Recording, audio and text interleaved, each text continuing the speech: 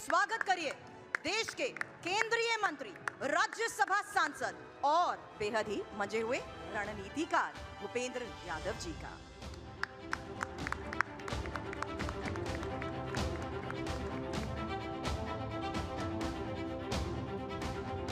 और मैं मॉडरेट करने के लिए गौरव को मंच पर बुलाना चाहूंगी।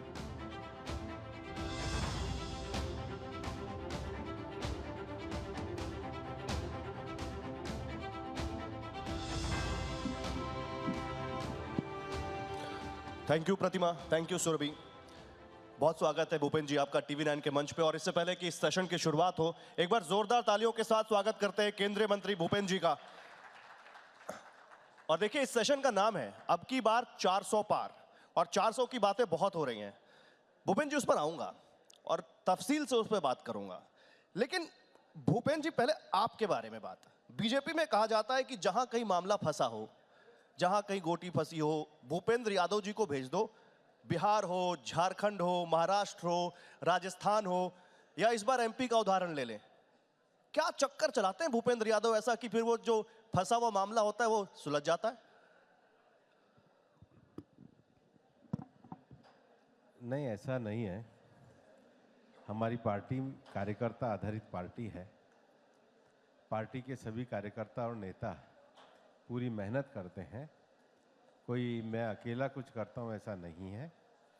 पार्टी सामूहिक नेतृत्व के आधार पर काम करती है, और ये जो पार्टी का विस्तार हो रहा है हमारे नेतृत्व के कारण हो रहा है, और लगातार कार्यकर्ताओं के अथक परिश्रम के कारण हो रहे हैं।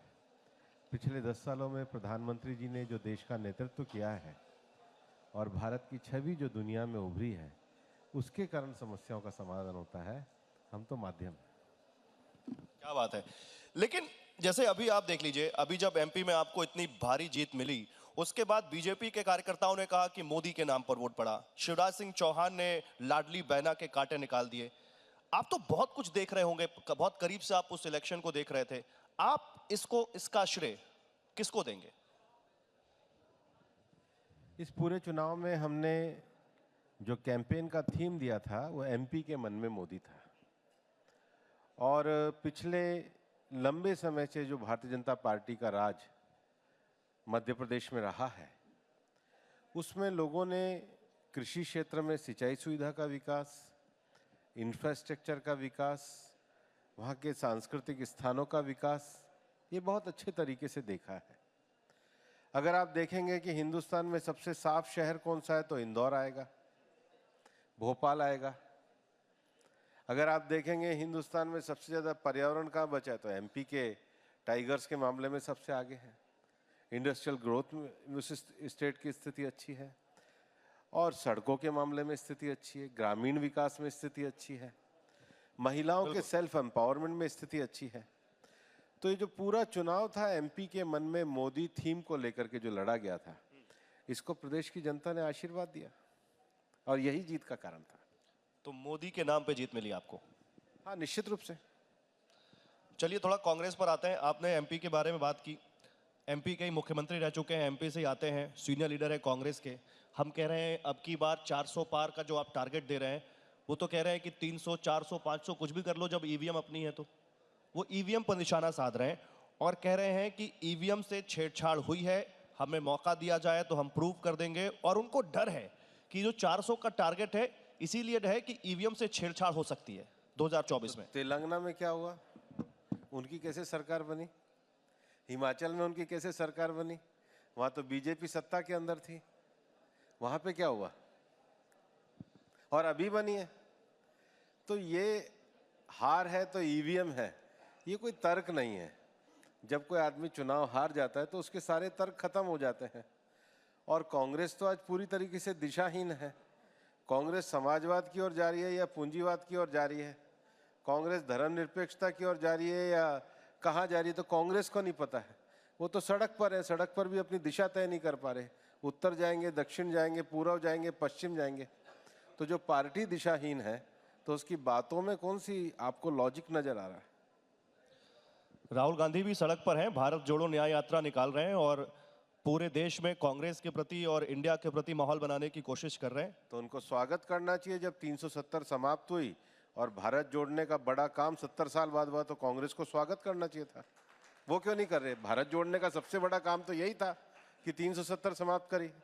ये काम तो भारतीय जनता पार्टी कर रही है, कांग्रेस कहाँ कर रही है? नहीं, लेकिन हम जब बात कर रहे हैं सड़क पर, तो सड़क पर कांग्रेस पार्टी एक और यात्रा निकालने जा रही है और वो है राम यात्रा। और वो ये कह रहे हैं कि राम मंदिर तो बन गया, राम भक्तों का क्या होगा? राम भक्तों का कुछ नहीं हुआ, इसलिए राम भक्तों के लिए हम यात्रा निकालेंगे। कौन से राम भगत? जिन्होंने, आडवाणी जी ने जब छद्म सेकुलरिज्म की बात उठाई थी तो विरोध किया था। कौन से राम भगत? जिन्होंने मंदिर का विरोध किया था। और कांग्रेस वो राम भगत है जिन्होंने सुप्रीम कोर्ट में एफिडेविट फाइल किया था कि राम का अस्तित्व ही नहीं है। तो अभी तो इनकी भक्ति भी नकली है। तो नकली यात्राओं से देश का कुछ नहीं होने वाला है। देश विकसित भारत की यात्रा पे चल रहा है और वही भारत की 2047 की यात्रा है। प्रधानमंत्री थर्ड टर्म की बात करते हैं, प्रधानमंत्री ने फोर्थ टर्म की भी बात की। मैं ये कह रहा हूं, आज अभी इसी मंच पर जहां आप बैठे हैं, राज्यसभा में कांग्रेस के उपनेता प्रमोद तिवारी जी यहां पर थे, बड़े सीनियर लीडर हैं। जब उनसे पूछा गया राम मंदिर के बारे में, तो उन्होंने कहा कि मैं ब्राह्मण हूं, मैं हिंदू हूं, मैं राम भक्त हूं, लेकिन राम का व्यापारी नहीं हूं। वो बीजेपी को राम का व्यापारी कह के गए। किस आधार पे व्यापारी कह रहे हैं? लॉजिक तो पूछते हैं।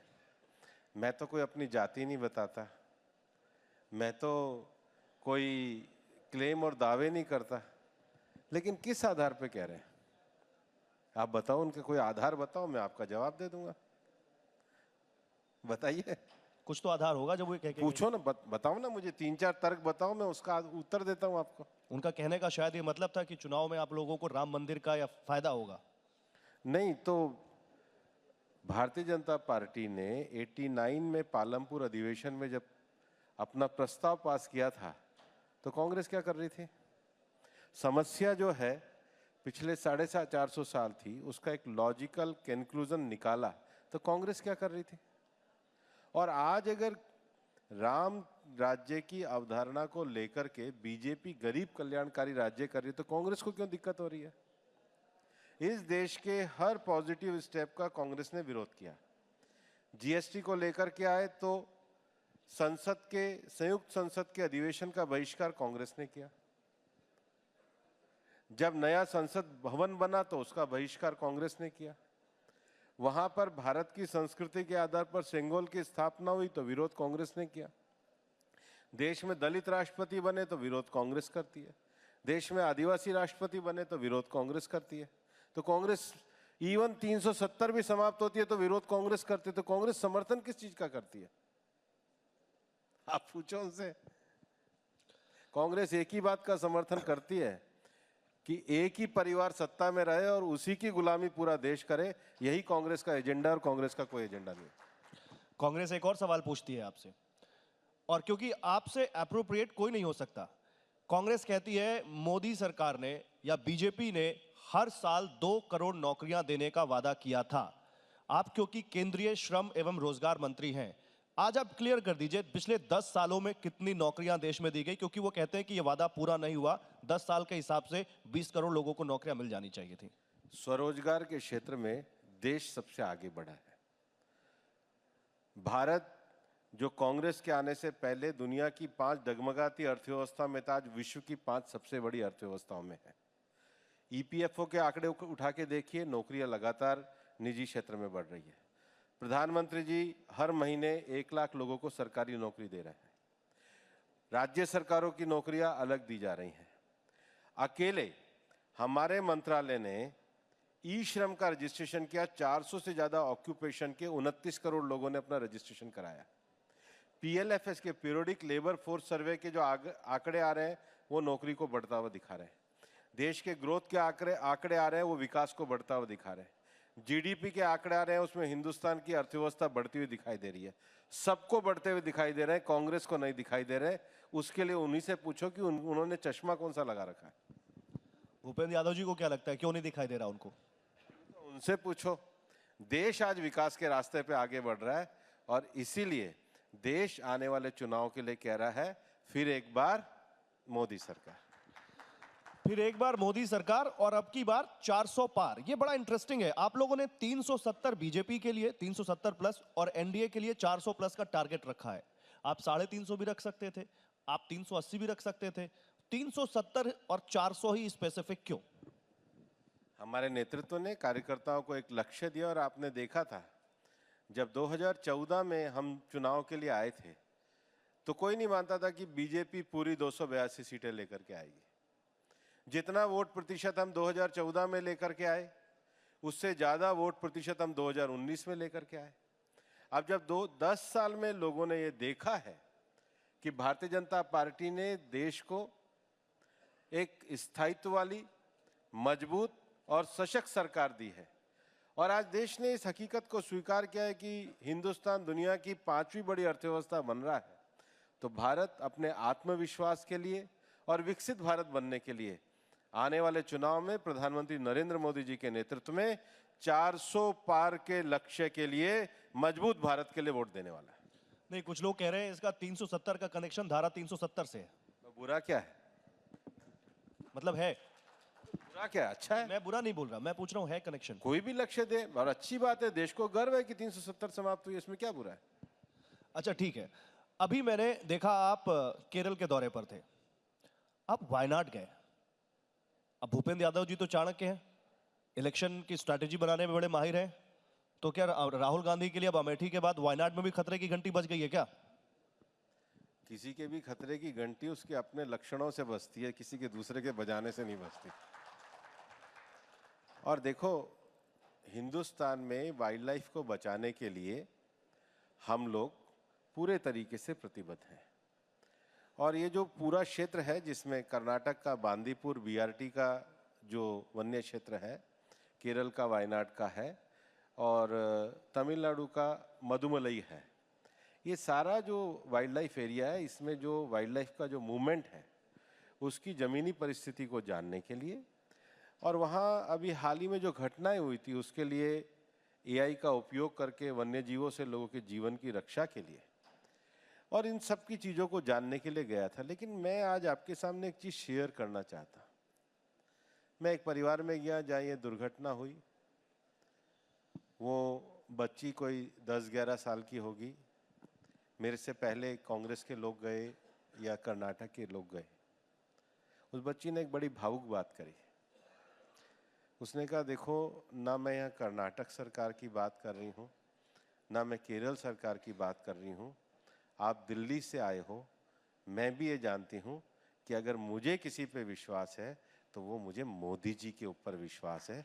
ये स्थिति आज देश की है। राहुल गांधी के संसदीय क्षेत्र में एक बच्ची ने आपसे कहा।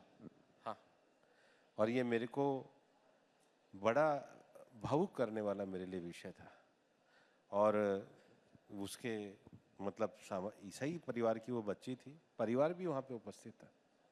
लेकिन लोगों को लगता है कि प्रधानमंत्री नरेंद्र मोदी हैं तो उनका देश, उनका भविष्य, भारत की आकांक्षा सुरक्षित है। ये दक्षिण में चलने वाली आवाज है और इसलिए 400 पार का लक्ष्य बहुत बड़ा लक्ष्य नहीं है, इसको हम इस चुनाव में प्राप्त करेंगे। आपने मुझे मेरे अगले सवाल का क्यों दे दिया। 400 पार अगर करना है तो दक्षिण का किला भेदना होगा और कर्नाटक छोड़ के बीजेपी के लिए दक्षिण अभी भी एक टफ कॉर्नर है। दक्षिण में इस बार क्या स्ट्रैटेजी है आपकी?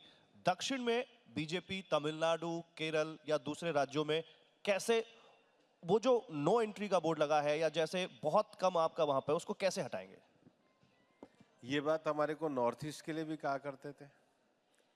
आज त्रिपुरा में भी बीजेपी की सरकार है, आज मणिपुर में भी बीजेपी की सरकार है, आज अरुणाचल में भी बीजेपी की सरकार है, आज मेघालय में भी हमारे पार्टनर की सरकार है, आज नागालैंड में भी हमारे पार्टनर की सरकार है, आज सिक्किम में भी हमारी सरकार है, आज आसाम में भी हमारी सरकार है। तो ये तो नॉर्थ ईस्ट के लिए भी कहा करते थे। बीजेपी सबका साथ, सबका विकास, सबका प्रयास, तो उत्तर से लेके दक्षिण तक, पूर्व से लेके पश्चिम तक सभी जगह जाने वाली है और सभी जगह जाकर के हम 400 पार के लक्ष्य को प्राप्त करने वाले हैं। क्या बात है, बड़ा अच्छा लग रहा है आपको कॉन्फिडेंस देख के। लेकिन एक कॉन्फिडेंस आपके विरोधियों में भी है, इंडिया गठबंधन। और इंडिया गठबंधन पहले तो लग रहा था कि ट्रैक से उतर रहा है, लेकिन अब वो ट्रैक पर आना शुरू हो चुका है। धीरे धीरे उनकी सीटें भी बढ़ रही हैं, धीरे धीरे सीट शेयरिंग भी हो रही है। खतरा मानते हैं और मानते हैं कि इंडिया गठबंधन आप लोगों के लिए इस चुनाव में कोई बड़ी चुनौती देगा? कौन से ट्रैक पे चल रहा है? पंजाब में उनकी गाड़ी उतर गई, जम्मू में उनकी गाड़ी नहीं चल रही, बिहार में उनकी पटरी से गाड़ी पे पटरी नहीं है, बंगाल में वो चल नहीं पा रहे, नॉर्थ ईस्ट में वो बिखर के चले गए। कहाँ पे चल रहे हैं? आपको ही दिख रहा होगा। आप, मुझे लग रहा है कुछ आप ज़्यादा, उनसे ज़्यादा आशान्वित आप मुझे ज़्यादा लग रहे हैं। वो खुद ही अपने विश्वास में नहीं है, आप इतनी क्यों आशा रख रहे हैं? नहीं, मैं आशान्वित नहीं हूं, मैं तो फैक्ट बता रहा हूं, क्योंकि सीट शेयरिंग हो गई। आज दिल्ली में आम आदमी पार्टी ने बाकायदा टिकट भी अनाउंस कर दिया। बिहार में सीट शेयरिंग हो गई? नहीं, बिहार में तो नीतीश कुमार आपके पास आ गए। बंगाल में सीट शेयरिंग हो गई? बंगाल में लोग कह रहे हैं बातचीत चल रही है शायद। पंजाब में सीट शेयरिंग हो गई? जम्मू कश्मीर में सीट शेयरिंग हो गई? कहाँ सीट शेयरिंग हो गई?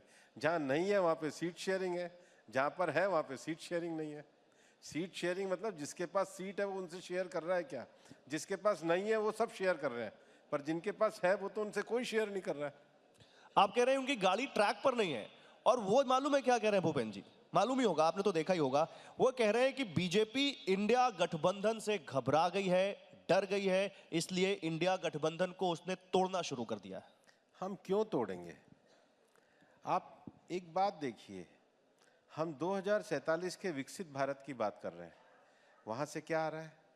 हम 2047 में दुनिया की तीसरी सबसे बड़ी अर्थव्यवस्था बनाने की बात कर रहे हैं, वहाँ से क्या आ रहा है?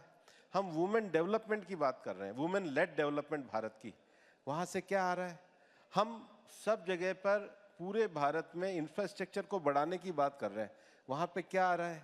हम देश में नई जातियाँ, मतलब गरीब, अन्नदाता, युवा और नारी शक्ति, इसके विकास की बात कर रहे हैं। हम एक पूरे पॉजिटिव एजेंडे को लेकर पूरे देश में चल रहे हैं, और देश का जो माहौल, मैंने आपको अभी केरल के बच्ची का उदाहरण दिया है, देश का माहौल इस समय पॉजिटिव एजेंडे पर जाकर के विकसित भारत बनाने का है, भारत को बांटने का नहीं है। देखिए, जब मैं ये बात कर रहा हूं तो अभी आरजेडी के और कांग्रेस के 3 विधायक बिहार में बीजेपी में शामिल हुए, तो ये आप तोड़ते नहीं है, तो ये कौन सा मैग्नेट है जो आपकी तरफ लोग खींचे चले आते हैं? देखिए, मैंने बिहार में लंबे समय तक देखा है, लोग आरजेडी से भयभीत ही रहते हैं। आरजेडी हो चाहे कोई पार्टी हो, ये कुल मिलाकर के परिवार की विरासत के आधार पर चलने वाली पार्टी है। ना तो ये कोई राजनीतिक आंदोलन है, ना ये किसी का भला करने वाली पार्टियां हैं। ये पार्टी केवल और केवल राजनीति में नए सामंतवाद को खड़ा कर रही है। देश के लोकतंत्र के लिए इन पार्टियों का हारना और इन पार्टियों का समाप्त होना बहुत आवश्यक है। लेकिन कोई तो कारण होगा, कोई तो मैग्नेट होगा, कोई तो बूटी होगी जो लोगों को बीजेपी में जुड़ने का लगाव होगा। बीजेपी का नेतृत्व, बीजेपी के नेतृत्व की गवर्नेंस, बीजेपी की गवर्नेंस की ट्रांसपेरेंसी, और ट्रांसपेरेंसी के द्वारा देश का होने वाला विकास। मुझे लगता है ये एक इतना बेहतर कॉम्बिनेशन है जो लोगों के मन में विश्वास दिलाता है कि भारत के लोकतंत्र को और भारत को आगे बढ़ाना है तो भारतीय जनता पार्टी को आगे बढ़ाना है। आप कह रहे हैं बीजेपी का नेतृत्व, और बिल्कुल ऐसा ही हो सकता है, लेकिन विरोधी इस मैग्नेट का नाम ईडी बताते हैं। विरोधी कहते हैं ईडी लगा देती है बीजेपी। आम आदमी पार्टी तो ये कह रही है कि अरविंद केजरीवाल पर इतना दबाव है कि इंडिया गठबंधन छोड़ दे, ईडी का प्रेशर है हमारे ऊपर। कई बार प्रेस कॉन्फ्रेंस कर चुके हैं। देखिए, अगर कोई भी एजेंसी किसी भी व्यक्ति को बुलाती है तो कानून की सम्मान करने वाला व्यक्ति तो देश के कानून के सामने उपस्थित होता है, न्याय का शासन करने वाला व्यक्ति न्यायालय के सामने उपस्थित होता है। जो दोनों जगह से अनुपस्थित हैं, जो दोनों जगह से गायब हैं, जो कानून का पालन नहीं कर रहे, वो लोगों को किस प्रकार की नैतिकता की बात करने की आदत है? उनसे पूछिए, क्यों नहीं अपीयर होते, क्यों नहीं पेश होते जब कानून के द्वारा आपको बुलाया जाता है? तो क्यों बहाने लिए जाते हैं? वो कहते हैं राजनीति से प्रेरित है समर। हमने तो लिखित जवाब दे दिया, तो जाकर के लेकिन कहते ईडी मानती राजनीति नहीं। से प्रेरित है, कौन मना करेगा? चलो ये बयान दे दो, देते क्यों नहीं है? ऐसे देश का कोई भी कानून, कोई भी व्यक्ति अगर कानून अपने हाथ में लेने लग जाएगा और अपने हिसाब से न्यायालय को चलाने लग जाएगा तो ऐसे तो नहीं चल सकता। सबको मानना पड़ेगा। रूल ऑफ लॉ तो पूरे देश में है, और जो कानून बनाए तो संसद ने पास किए हैं, कोई हमने अपने घर से थोड़ी बना दी। संसद के कानून से पास होकर के जो संस्थाएं बनती हैं उनको सबको जवाब देना चाहिए, यही तरीका है। रूल ऑफ लॉ इसी को ही कहते हैं। ठीक है, राजनीति संभावनाओं का खेल है और आपसे बेहतर कौन जानता है। अगर उद्धव ठाकरे एनडीए में लौटना चाहें तो उनका स्वागत है। नहीं, अभी तो हम पूरे तरीके से प्रधानमंत्री नरेंद्र मोदी जी के नेतृत्व में एनडीए के 400 के लक्ष्य को लेकर के चल रहे हैं, और निश्चित रूप से 400 सीटें हम जीतेंगे। बाकी संभावनाओं का जवाब देने के लिए मैं यहाँ नहीं बैठा हूँ, फैक्ट्स का जवाब आपको जरूर दे दूंगा। लेकिन भूपेंद्र जी, एक आरोप जो बीजेपी पर विपक्ष लगाता है, वो कहते हैं हमारे कार्यकर्ताओं को भड़काते हैं, जमीन पर मेहनत बीजेपी के कार्यकर्ता करते हैं, चुनाव वो जिताते हैं, लेकिन कई बार उन्हें कुछ मिलता नहीं है। महाराष्ट्र में शिंदे मुख्यमंत्री बन गए, बिहार में नीतीश कुमार बन गए। भारतीय जनता पार्टी का लक्ष्य देश को आगे बढ़ाने का है। हमारी तो 3 पीढ़ियों को भी कुछ नहीं मिला, तो भी हम भाजपा को लेकर के लगे रहे। जब कोई नहीं कहता था राम मंदिर बनेगा, तब भी हमारे कार्यकर्ता लगे। जब कोई नहीं कहता था कि धारा 370 समाप्त होगी, तब बीजेपी के पहले संस्थापक अध्यक्ष डॉक्टर श्यामा प्रसाद मुखर्जी का बलिदान हुआ। भारतीय जनता पार्टी एक मिशन को लेकर के काम करती है। हमारा कार्यकर्ता मिशन के साथ जूझने वाला कार्यकर्ता है, और हमारा नेतृत्व मिशन को पूरा करने के संकल्प वाला नेतृत्व है। तो संकल्प वाला नेतृत्व और जूझने वाला कार्यकर्ता, ये भाजपा की विशेषता है। क्या बात है। इसी नोट पर जोरदार तालियां हो जाए केंद्रीय मंत्री भूपेंद्र यादव जी के लिए। सर, बहुत बहुत आपका शुक्रगुजार हैं हम, बहुत बहुत शुक्रिया आपका, आपने कीमती वक्त हमें दिया, और आपसे गुजारिश है कि कृपया आप स्टेज पर रहें। Thank you so much, Gaurav. Thank you, sir. May I please request you to be here in the stage for a minute, because अब मैं अनुरोध करूंगी पूनावाला फिनकॉर्प के एमडी अभय सर से कि वो मंच पर आएं और भूपेंद्र यादव जी को सम्मानित करें। जोरदार तालियां।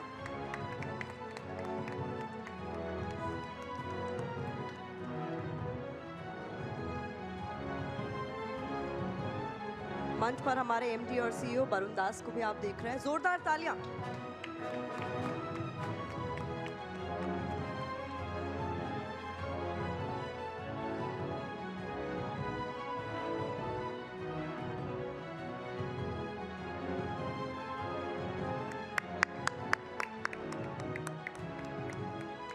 Thank you so much, sir.